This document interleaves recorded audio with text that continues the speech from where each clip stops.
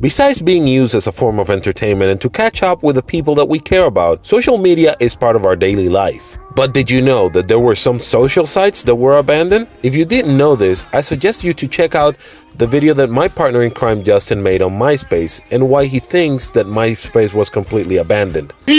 As for me, I'm going to be talking about another social site that was abandoned, and its name is... Ouch. That really looked like it hurt. Ladies and gentlemen, Hi5. Huh?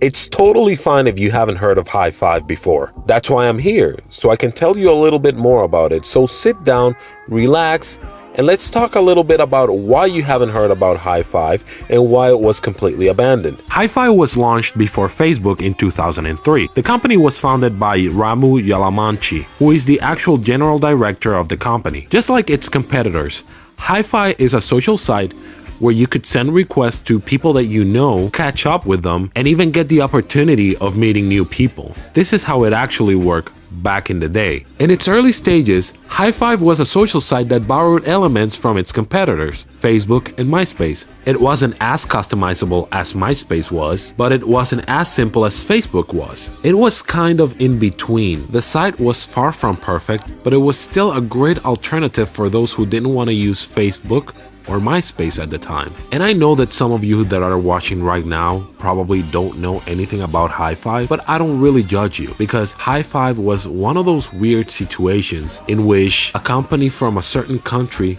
created a product and it got more popular somewhere else. Yes, my friends, Hi5 is a site that has US origins, but it was mostly popular in Latin America. In fact, by the end of 2007, Hi5 had more than 70 million users registered to their site. And in 2008, Hi5 was number 3 in the top most visited sites. But I know that you may be asking yourself right now, if Hi5 was so successful back then, why did it become what it is nowadays? There are multiple reasons of why that happened, but I'll try to be as specific as I can. While sites like Facebook were trying to be more accessible for users, like making things easier, for example, Hi5 decided to take another path, and the path that they chose gave them complications. In 2010, Hi5 acquired a social gaming company called Big Six. The idea was to start developing games for Hi5 users. So basically, Hi5 was evolving from a social site more to a gaming social site, which means that they were targeting a more specific demographic, teenagers. This was critical for Hi5 due to the fact that after implementing that strategy, the number of worldwide users were